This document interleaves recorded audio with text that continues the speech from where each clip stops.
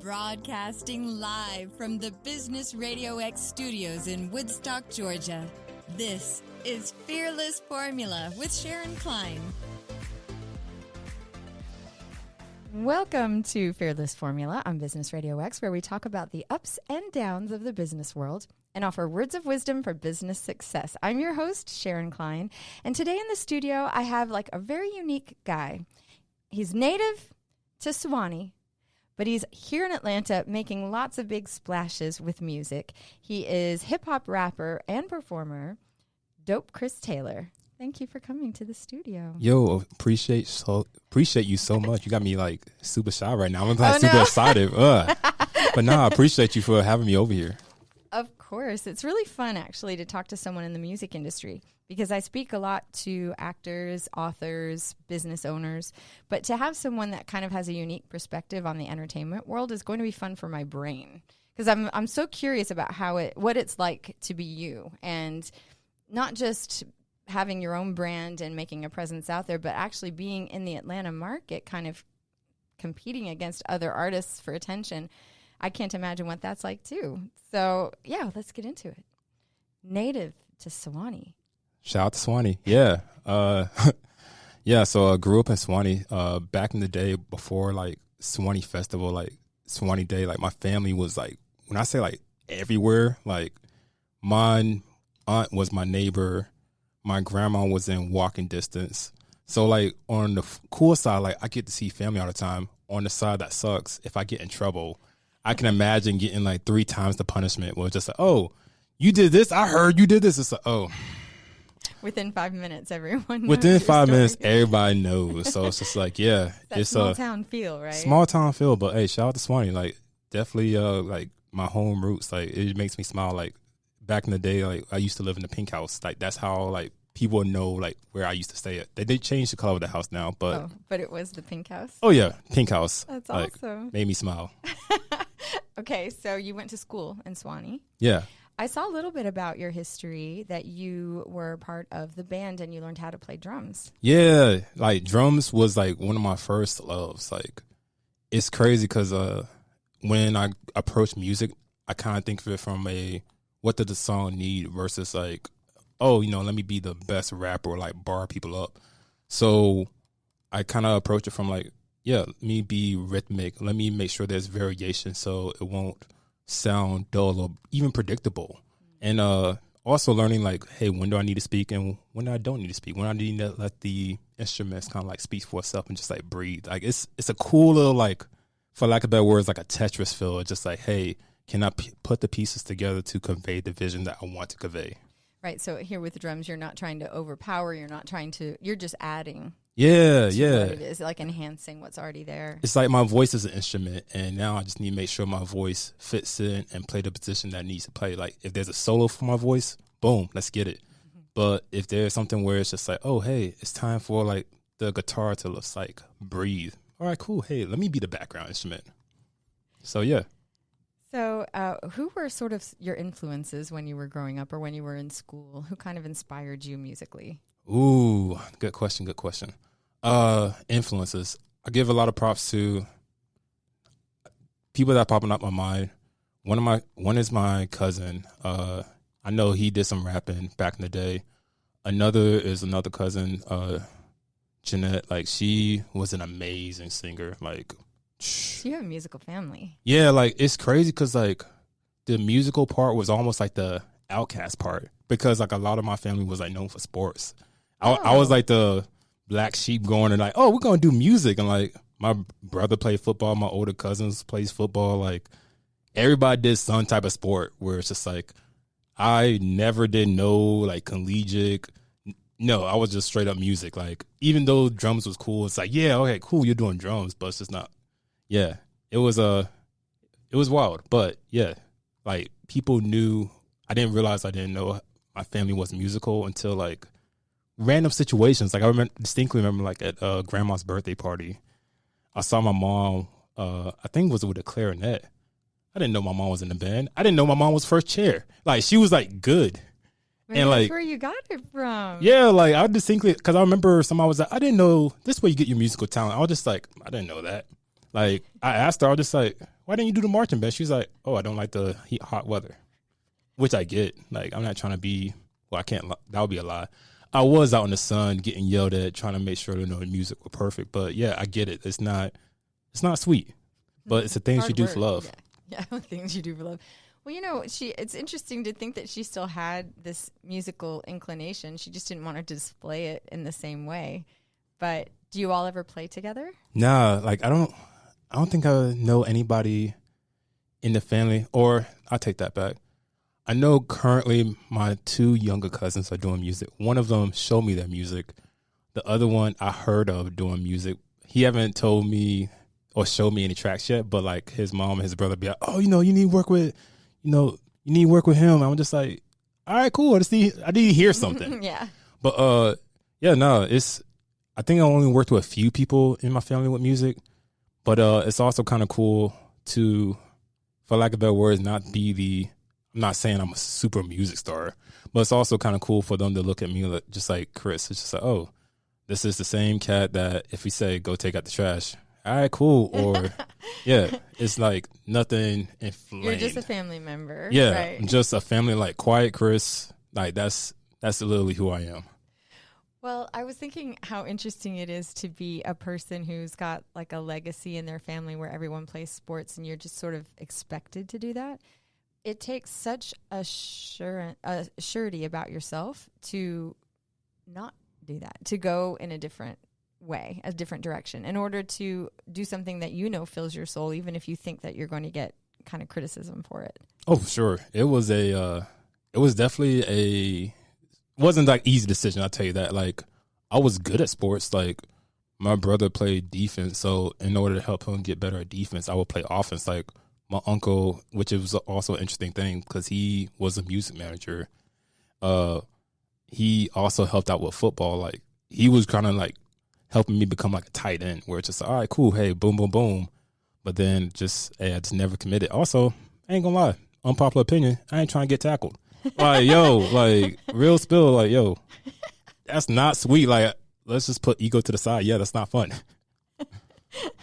A friend of mine was telling me that after you get thrown down a whole bunch, it's like almost like your body sort of just expects it. But they have like long-term effects of being thrown around so much that I would hope that there'd be some kind of way to prevent some of the damage that happens. But you're smart to kind of continue your way. Yeah, like it's one of those things where I just try to. I don't mind the physical like activity or contact, but I'm a firm believer. Just like not everybody's going to look out for your best interest. Like even like random like side story. Like I'm part of a boxing gym, and one of the things that we make sure like, hey, you spar to help your opponent get better. You don't spar to like knock somebody out because we're all on the same team. So like that's why I'm a firm believer on it. Was just like, yeah, these people do not care about me. They are trying to take my head off. Nah, I'm good. Like, nah, like. So when did you know that you were sort of musically talented? Ooh, so I'm about to actually. So personally, hot take. Personally, I don't think I'm really like musically talented. Not from a standpoint of like, oh, like I'm not gifted. I think I do have some like background that like flavor me. But one of my instructors, he don't believe he's musically talented either, but the reason he say that because I think anybody can do this as long as they put like the energy and the effort and the consistency. And it's kind of crazy because what consistency looks like is not the whole like, oh, hey, the linear motion of just like, oh, if I practice every day, I'm going to get better every day. There are going to be some days where you plateau. There might be some days where it'll be like, yo, I'm getting worse. Like, what is going on? So, like, I don't necessarily think I'm musically talented. I think I just haven't quit yet. Like, for some strange reason, I just haven't quit. And then I just keep seeing myself, like, level up to the next stage. And it's just like, let's just keep going and see how far we can take it. You must get a lot out of it, though, in order to continue to pursue whatever your albums are going to be. I know that your first 5-track album was called Sessions with Censored. Yeah. Why don't you tell me about that? Yo, so one of the things I remember Sessions with Censored is a catalyst of me going to therapy. And I remember I was trying to figure out what I wanted to do with life. Like, I already had a career, but I wasn't like fulfilled. So I remember there was a Post-it note, like I had like, HR lawyer, some other things. I remember just crossing out. I was like, you know what? I always wanted to be like a rapper when I was like young, but you can't go tell your mom, hey, I want to be a rapper. Like, I don't know how to pay bills.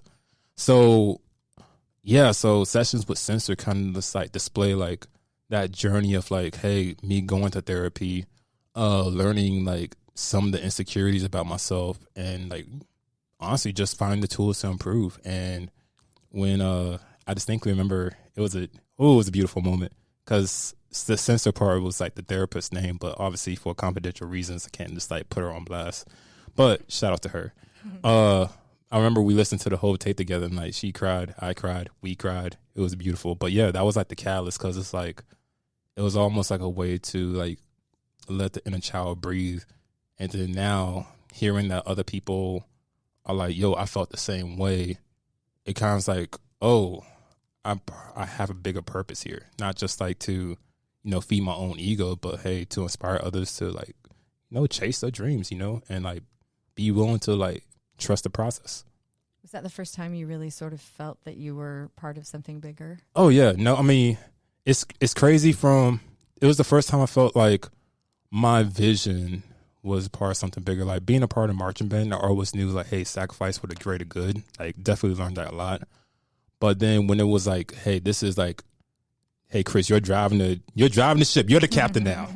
It's just like, oh no, like you're a lot more conscious of just like, oh, if I don't execute, this is crazy. But then, was it paralysis by overanalysis? Mm-hmm. Yeah, like it's crazy where you start thinking about, then you just kind of freeze up. But then once you realize like, hey, the community that trusts you, they're not looking for perfection. They're just looking for you. So all you just need to do is show up. And sometimes it's kind of hard to like remember that. Well, I suffer terribly with imposter syndrome. I feel you. We are twins right now. Because, man, like even now, I'll just be, oh, yeah, this is dope. And I love this. At the same time, I'm just like, man, how did I get up here? Like, I think the same thing. They still let me get in this building and everything. I'm like, at some point, someone's going to figure out that yeah, you just don't hear like a knock on a door, just like knock. It's like, oh, time's up. All this time we've let you in here. We didn't even know who you were. Well, how did your album come about? Like, how did you find the way to make this music?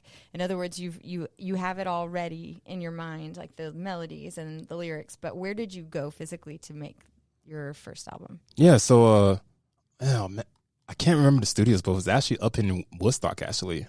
Oh. A friend, music lawyer, he recommended me to a friend, and we kind of recorded all up there. And it was weird because I didn't have any experiences recording. Like I was recording off of like a Blue Yeti microphone. Sometimes that's good enough, but I know what you mean. It was. I mean, I didn't know anything about like sound production and like gain and stuff like that. So like, my first like song was just like, oh, like the gain was too high, like it wasn't crisp, like I didn't have the filter on, so you're hearing the P's and the like. It was wild. So like going to a studio, I kind of like learned how to go about recording tracks, and that was extremely helpful. It was like the recording process of it was like a learning thing, and it was just like a catalyst of like, all right, cool, Chris, do you want to continue to do this? And just like, yeah. Did you think it was when you first went into the studio, when you were first recording it in a studio? What did that feel like? It was magic. It was like a magical feeling. Like it was one of those like, I mean, it's one thing to see like videos behind the scenes of like people recording. It's another thing to be like, oh, it's me. Like I'm in the video. Like it was. I would tell anybody like, and not only that, it was just cool because like on the album, I had my friend who pretended to be my therapist, kind of like talking to me. And so it was kind of cool to see like my friends in the studio where it's just like, yeah, they may not make music, but they contributed to something that I hold in a very high regard and just like help change the world. Like I tell them like when I looked at the metrics, one of the favorite tracks was of this song, or I'm sorry, album was like them speaking. And like I said, like I'm trying to make sure I like themed it out to be like a true therapist. But yeah, no, the studio, I mean, studio is awesome. Like I love the studio. After you recorded those songs, or even in the process of writing them, did you feel like you did sort of process the trauma that you had? Yeah, no, it was like, it's like journaling. Like, it's almost just like, it's one thing to like, oh, hey, be clever with like words and rhyme schemes and stuff like that. But it's like, if you take away all the fluff and stuff like that, and you look at it, it's like, oh, like sometimes you can almost make it like a self-fulfilling prophecy. And even now, where you can ask some of my friends from like back in the day versus now, like I try to be more conscious of like, hey, what do I speak into existence? Because even if I'm like, oh, I'm having a bad day, I'll probably have a bad day. Versus like, oh, okay, cool. Hey, this one bad moment that took up 60 seconds of my life, yeah, it sucked, but the rest of the day is fine. And yeah, like it definitely, music, that whole process taught me like, hey, be conscious of like, hey, where's your headspace is. Obviously, you write out the bad. Like, I'm not saying, be positive, go lucky all the time, but it's definitely made me more conscious of like, hey, what I'm speaking to existence. I love that. I think the fact that you were able to write in a way that united other people to your story, and you realize that you're not alone in whatever experience that you've had. I think that's one of the most powerful moments that I've ever had, is knowing that as much as I think I'm a snowflake and so unique, but then we all are, so none of us are really unique. It's just this feeling of, if I have something that I'm processing out and I know someone else has, or at least can understand what it's like, that feeling of not being alone, even just in my head, gives me courage. Yeah, for sure. Like, it's strength in numbers. Like, sometimes, and that's what I'm trying to get more proactive about. It's just like sharing like the fears and the behind the scenes, the ugly parts of the lowlights, because it's easy to be discouraged, not even from like a musical standpoint, but just from a life standpoint. Just, oh, I should be doing more. I should be doing this. I should be doing that. And it's just like, you don't have time. Like, it's just like, oh, somebody, like, I remember like talking to my friend about this, where just, oh, how do you balance life out? I just like, I feel like I don't. Like, it's a struggle. Like, but at the same time, not trying to like, glorify the struggle, just more so just like, hey, like, a lot of people may not have it all together, and that's okay. Like, it's perfectly okay. I'm not saying stay there. I'm not saying like, oh, I'm just gonna crash out. But it's like, yeah, it's okay to admit that it's not okay. Find a community to help inspire you to be better. I often think people mistake someone being vulnerable as a weak person, and it's such the opposite. It's 100%. The exact opposite. 1,000%. To be able to be comfortable with showing a part of you that you're opening to potential criticism, or even just feeling like someone can make fun of what you're like as a real human. There's something about that just really bothers me, to know that there's a belief that you're not a strong man or something if you're showing your emotions, where I actually think you have self-esteem if you do. Oh yeah, like I kid you not, one of the phrases I like hate with a burning passion in my life. What is that phrase? I got to make sure I don't say that on the show. Oh no, you good. It's good. Like, because anytime I hear like the phrase like "man up," I'm just like, yo, I will like kick you in your chest. Like, just because and granted, I get it from like, hey, back in the times, like, hey, we growing as a people in society, but it's just like, dog, there's so many different ways, A, to be a man, and then B, is just like, yo, it's cool to be like, oh, tuck your emotions in and stuff like that. Now, I'm not going to sit here and say, hey, I don't like not hide, but hey, I show my emotions in the appropriate situations. But to bury them alive and just be, all right, cool, I never see you again. It's just, yeah, no, like, it's cool to like, hey, say, yo, I'm hurt by you doing this. Like, I may not be the best of it, sometimes still kind of working on, but yeah, no, like, to man up, and just all I can show is anger, and I think that's it. Like, I think that's accepted, really. Yeah, that's all. Is just like, he's angry, cool. Everything else, like, you mean like I can't like be happy? Like, I can't smile? I have to mean mug? No. Or be sad. Yeah, like, I can't be sad. I can't be hurt. Somebody can't hurt my feelings. Like, I'm sensitive. I'll tell people off for it. I'm a sensitive soul. Like, yo, yeah. I like that too, because it's like when people are like, you're too sensitive, I always think, well, I am sensitive, so you have to watch what you say around me if you want to be my friend. Like, it's a strength. Yeah, no, it's definitely, and I'll be the first to say it took time for me to get to that. Like, that's one of the main reasons where I started therapy, because I was just like, yo, I'm like a robot. Like, I'm doing everything right, but it's just like, all right, cool. Why don't I feel like I'm winning, even if I'm following X, Y, Z, A, B, C, 1, 2, 3, yada, yada, yada. So yeah, no, vulnerability is real. Like, I think it's what makes music. Like, it doesn't matter if it's like perfect or it sounds bad, but if somebody's being vulnerable and you can see them like singing their heart out. Like, that's why I think shower singing is like awesome. Like, it doesn't matter if it's like great or not, but it's like you're really feeling it. You're just singing your song. Yeah, just singing your song. Whatever happens. Like, yeah. Okay, so you had the next album that you had, which came out in 2022. It's called The Lost Compass. Yeah. Can you tell me about that? So Lost Compass, for lack of better words, like, I felt like after EP, Session with Censor, I'm making music, and again, paralysis by overanalysis. I'm just like, man, I want to make something like, I want to make sure my project shows like the growth. And me and like my producer Panda, like, we were just like in the lab trying to figure out. We were trying like a whole bunch of like genre bendings, like between like, all right, cool, what does drill sound like with R&B? All right, cool, hey, what does folk sound like with these pop drums behind it? Like, we was trying like a whole bunch of stuff, and for lack of better words, kind of felt lost. So when we got to like, hey, figuring out like what tracks to put on, it's just all right, cool.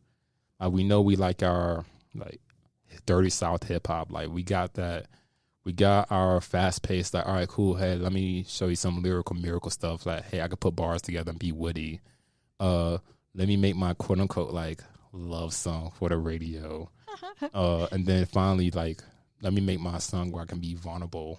And yeah, with 4 songs, it was just each song had like a cardinal direction to it. So yeah, Lost Compass was a thing.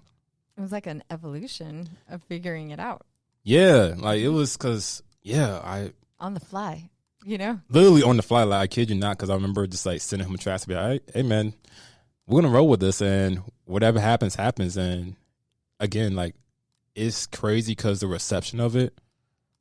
Everybody, and this was kind of like the purpose of Lost Compass, like, people have songs they gravitate to, where some people like Trapping in Japan because it got that southern feel. It was a slower tempo.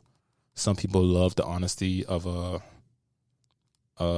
Somewhere Away, of just like, like, hey, I want to cry, but I'm scared to cry in public. Or some people like the crazy talk of Anywhere I Reside, because just like, it's the cockiness, it's the confidence. It's like, yo, you put me anywhere on this earth, I'm going to thrive. Or vice versa. Some people like the Make Me Weak, where it's just like, you hear stuff that is, for lack of a better word, crazy. But crazy in love, if you will. But yeah, it was just, like I said, just being lost in different directions, but at the same time, just knowing that we're progressing. How did you find your producer, Panda? This is going to be a story.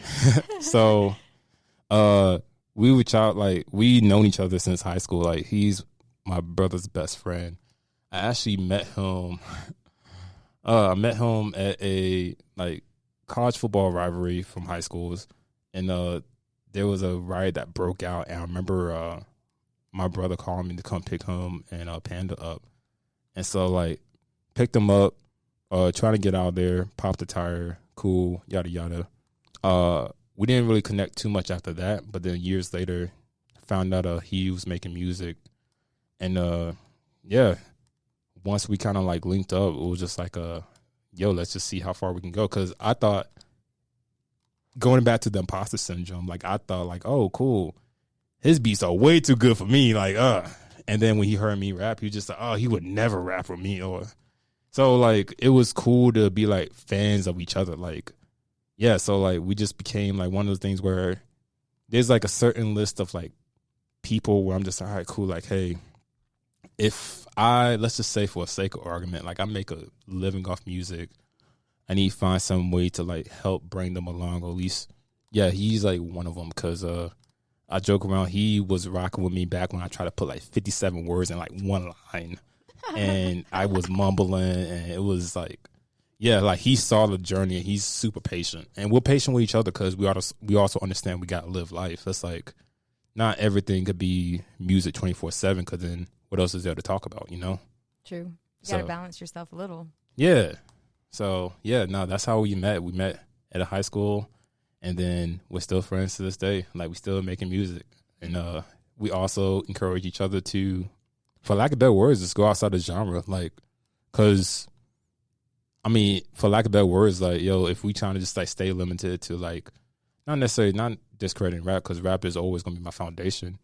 But I know if I like country or pop or gospel or R&B or blues or folk music, why not have those influences in my music? Because that's part of who I am. Same thing with Panda. Like, that's part of who he is. So it's just like, hey, let's just go to these extremes that we love. Let's make the music we want. And whatever happens, happens, you know?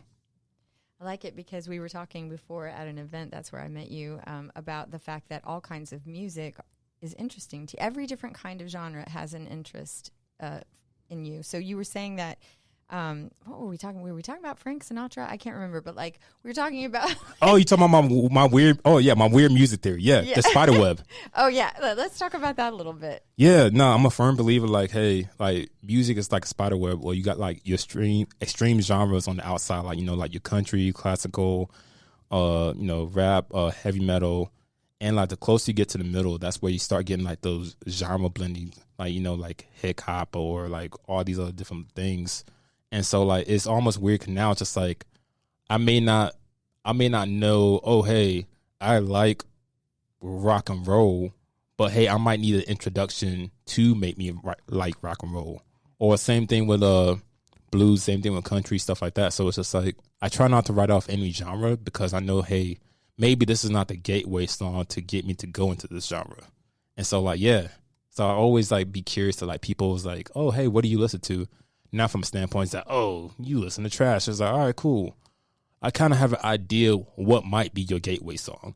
And then, like I'm a firm believer, like, because most music is personal. Like that's what's so dope about music. It's just like you're getting to see somebody's probably personal soul that views their experiences. And then plus, dog, like you never know what you're going to find. Like it's like hidden gems. So like, yeah.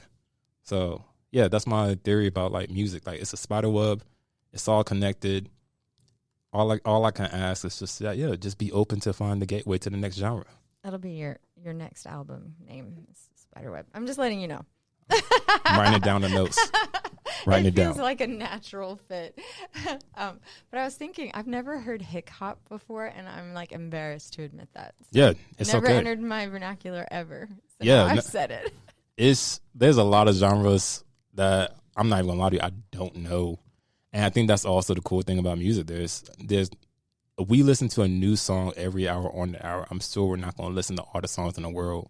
So like, it's kind of crazy to like see like, hey, how do music like become one? Like I said, I don't know. I can't even tell you any hip hop songs because I know the genre, I just don't know it. But like, even with one of the groups I'm part of called The Family Name, like that group consists of me and rapper, a jazz singer, and a folk artist who plays the banjo. Oh my God, so interesting. Yeah, but like, cause like on paper you're just like, how did this even happen? But like, yo, we already cut like 3 tracks where it's just like, oh yeah, like how fun. Yeah, like it's one of those things where just like kind of going back to, for me, like my personal goal is just like I want to make music with people I enjoy. Like you don't have to be like the biggest name or like most talented. Just like, can we actually hang out and do you have a good soul? If you got good soul and good character, yeah, let's kick it. Like, let's see what comes about. Because it's like, I'm not saying, I want to make sure I'm very clear. I'm not saying disregard the money. Because, like, I think if you want to make a living off, like, music or honestly, like, any creative side, I think you need to understand the business side. But also, don't let the business side, like, mess up the creativity. Like, I think it's, like, 2 hats or there's like 50 hats. But for now, for this example, 2 hats where you have to fulfill. But yeah, like as far as like the creative side, if we make trash, cool, we make trash. Like it's okay. Like we just have fun with the process and that's dope. So I think it's neat, the creative aspect of music or any media. there's something so cool about making something that didn't exist a little bit ago, you know, like before you showed up and then you wrote a song and now this song is alive, it exists, and it didn't before. There's just something so special about that. And I'm wondering if that's what it was like for you in writing the album, The Lost Compass. And I also actually wanted to ask you, for those who are listening, what is the style? Like, how can you compare your style to someone's? Because it sounds different. Like, it's different than the average. Yeah, like, so the way I kind of describe my style, like, I'm a lyrical miracle baby, meaning like, hey, I like to be woody, but as I've grown as a songwriter, I'm looking for lines that like make an impact. Like sometimes it don't need to be like, oh, you know, there's a, you know, quadruple meaning under this one line. It's just like, all right, cool. I'm a rap nerd, so I love that. But at the same time, sometimes the biggest impacts can be like, yo, you know, hey, you make me feel special whenever we talk, you mention your son. Like, so some people might be like, why is that so special? But then, hey, if you're in a relationship with somebody or you're pursuing somebody where, hey, they feel comfortable enough to bring their children to you, like, that's a really special moment. Or if you want to be like more lighthearted, like, I want you to want me like you want those Arby's cheese sticks. Like, there's nothing like, I remember somebody asked me about that. They were just like, yo, how did you come that you're so creative? That's clever. I was just like, nah, I was trying to court a girl and her favorite snack was Arby's cheese sticks. And so like I was making a song to her. I was just like, I really just want you to want me like you want Arby's cheese sticks. Like, it's real, like it's personal. So like, yeah. It just comes to life in a whole weird way. Like it's. How did it go with the girl, by the way? Just it did not go. Oh, I'm really sorry. You wrote a whole song and everything. I'm really sorry to hear that. It's okay. It was a fun fact. I wrote the song and it was wild because it was almost like oh man, like I'm trying to make it work, but you're not trying to make it work. All right, cool. And then I distinctly remember I had a concert and I did not plan for her to show up, and she showed up and to perform that song in front of her. My God. And for the greater, I'm glad that she didn't recognize some of the lines, because like I'm sure she looked back and like listened to the song. She was like, "You were talking about me." I'm glad she did not pick that up because yeah, that was when I saw her walk in, I was just like, "Ooh, this could be a moment. This could be a moment. This is my first show. I'm already nervous." Yeah, and then walking her yeah, she didn't sit like in the front, but she was like within like distance. I'm just like, oh. All right, cool, Chris. Are we going to cut the song or are we going to ride with it? And yeah, we rode with it. And yeah, all is well. What was it like to perform live? Yo, performing live is like it is like a natural, like elevated feeling, because it's just like, it almost become a conversation. Like I try to be a student of the game, like watch like different performers, go to different concerts, see how people like, you know, just like interact with the crowd and see like what resonates with me. Like I'm a firm like believer of like the storytelling, the process, just being human. So like whenever I do shows, like yeah, I kind of let people know like, hey, here's what I'm feeling. Like, hey, here's the background to the song. Like, or like, yeah, like if you just having a bad day, hey, let's just leave that behind. Like, hey, like it's cool. Like it's really just, to me, it's just like, hey, I just want to see excitement in some people's voices. Sometimes it might be like a karaoke song where I might do a cover of a song just to have the crowd participate. Because at the end of the day, it's just like, yo, I'm a firm believer everybody can do anything in the world right now. So like if somebody like spent money, come see me. Oh yeah, I want to make sure you have a great time. Because you could have spent that money on food. You could have spent that money on anything. Spend your time on anything. So yeah. So I just want to make sure like I give like just a good hearted feeling. Just make sure people like feel the same type of like happiness and experience I do. So like yeah. So like it just becomes like a cool event, you know? Mm-hmm. How do you market yourself in an online presence? I saw on your website you've got all the socials and all the links to everything. Do you feel like you've got to promote yourself like with TikTok, like where a lot of artists do? How do you promote yourself? Yeah, that is the question for every artist, content creator out there, because so obviously with the social medias, word of mouth, merchandise, dopechristaylor.com. I gotta make sure I shout that out, where you can get like the Good People merch. a lot of the merch, honestly, truthfully, just kind of come from things that I naturally say. So it's just like, if you ask my like people from like my day job, they hear me say, yo, what's going on, good people? So it's just like, yeah, there's things that like resonate within me, and then kind of find a ways to like merch that out. But yeah, just trying to make sure like the content like doesn't be like, oh, hey, Chris is doing a backflip off the train. Yeah, no, I don't even know how to do a backflip. That's it. I'm like, you're a musician. Yeah, like it's just like trying to make sure the things that I put out there like relate to the content, and then also kind of just find different ways to show people me. I think that's the way I kind of go about marketing. We're just like, hey, I want to show people like, not necessarily, oh, hey, here's my address, 123 Main Street. Yeah. Yeah, it's not nothing like that. It's just like, all right, cool. Let me just show you hey, here's the artist, here's the person. There's some things obviously I want to keep private, just because I realized that, hey, my life or the people in my life may not want as much attention, which is, very understandable, because I get it.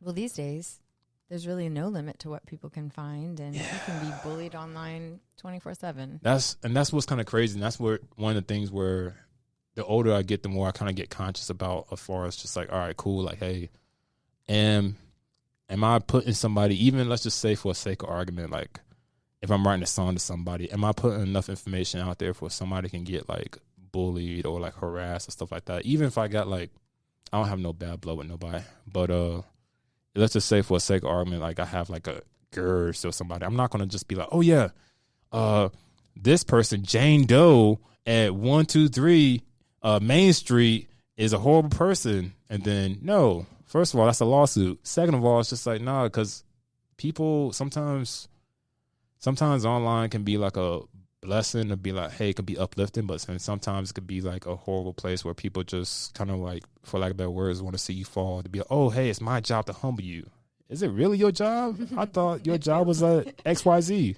So but it's hard, because I think, to say it's hard, it's like too simplistic, but to try to strike a balance between being out there in a public way, but also to not put yourself in a position to be targeted, but you also want to succeed and believe in yourself, which is very triggering for a lot of people who don't believe, in themselves. And there's a lot of jealousy, obviously, about and envy about people who are successful. I haven't had to deal with that quite yet, because it's, it's just a small little radio show here in Woodstock, Georgia. But who knows what'll come? I'm just saying, I don't know how I would be able to manage trying to grow and not. And also have a thick skin for that kind of thing, and feel protective of my family. Yeah, that would be very difficult, I think, for me. It's hard. It's hard to know how far and wide things go, because they go viral, and you don't know. You could be on TikTok just saying one little thing, and the next thing you know, that's what's going around for 48 hours. Oh, for sure. Like it's crazy, because like you said, just like, yo, I want to make sure like the people that I care about are like safe as much as I can protect them.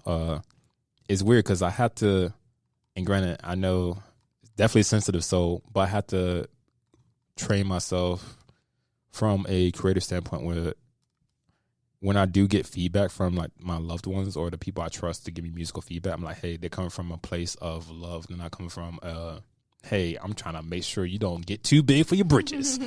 But once I kind of go through the ringer with some of that stuff, I'll be like, all right, cool. Hey, I'll throw it out there. And then whatever happens.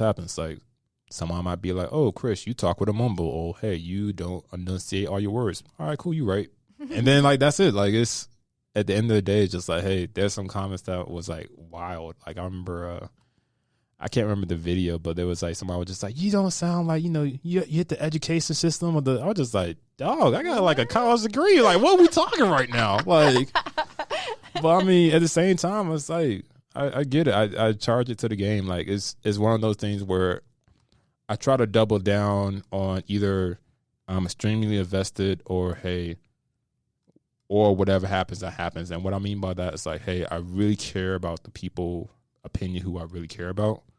If it's not somebody within that circle, then hey, I'm not gonna let that opinion just like bother me, because hey, somebody's just trying to make somebody else feel bad, and I get it. Like, negative energy like negative energy, and misery loves company. But and we're not doing that. We're yeah, not I like to be doing by myself, being happy. What we talking about? Like, oh, hey. So, I just try to make sure that, hey, I got my circle around me. Make sure I have the accountability there. Make sure I have the uplifting there. Go back to being mindful of the tongue. And then plus, not even trying to sound like cocky or confident. It's just like, dog, if you hear my like subject matter and you're hating on me, I'm just like, dog, like, what we hating on? Like, I'm not talking about, embarrassing you. It's just, hey, I'm just somebody that's trying to have fun and at the same time give some lessons out to people who can do it bigger and better than me. What's your big dream? Ooh, good question. My big dream. So my big dream, I want to be the example, like, like when you tell your kids you can be anything you want, I want to be an example for them. I don't want them to be like, oh, hey, you can be anything you want. And they'd be like, but daddy, you're not what you want. I'll be like, ooh, life got real for me. But like now, like I want to like show my kids like, hey, like you can really do whatever you want. And let me be the example of that. So like, hey, I will show like the good, the bad, and the ugly to them, not from a standpoint of just like, oh yeah, you got to grind it out. It's just like, hey, there's a lot of work that comes to this lifestyle that not even just music, but that's a creative lifestyle, but it can be so rewarding. Like, it's just like, oh, watching my like family come see me perform, or like I remember being at Cass Cafe and like seeing like a wave of people like have like Chris Taylor shirts on. Like, it was very nerve wracking, but at the same time, it's just like, yo, all these sacrifices were worth it. Like, so that's my big dream. Like, I want to inspire people to chase their dreams and be willing to put in the work and trust the process, as well as just like inspire my own kids. Like, if I do that, I'm good. I'm good to leave this earth. I felt like I wanted to, I don't know, I was expecting you to say something like, well, I really want to win a Grammy and blah, blah, blah. But that's not at all what you said. You really want to be an inspiring person. Yeah. You want to help other people feel they can do their own music, which is why I think you're such a great fit for Fearless Formula, because that is kind of the whole goal of that of the show is to have people kind of see someone else's journey and maybe take courage and inspiration for their own. But yeah, I somehow thought, you were going to have this big story about, I want to play at with State Farm Arena, whatever. But you're really like looking at it more from a spirit side. Yeah, like it's because I think I always go back to like what music did for me as a child. Like I always remember like having like certain songs on repeat and I still say I'm weird for this, but like I will listen to like one song, especially if it like resonates with me, like for a whole day on repeat and like just nerd out about it. So like I think about like, all right, cool. Hey, I'm grateful for the artists, and especially if I have a chance to like see those artists in person, yeah, thank them. Even my friends that do music, yeah, like I'll listen to them on repeat just because it's just like, yo, hey, they got something that's touching. So yeah, like as dope as it.